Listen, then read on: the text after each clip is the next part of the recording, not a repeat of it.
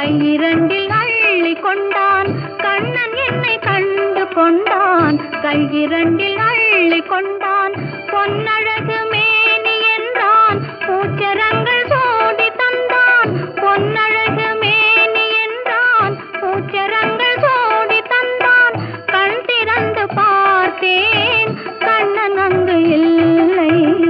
கண்ணீர் பெருகியதே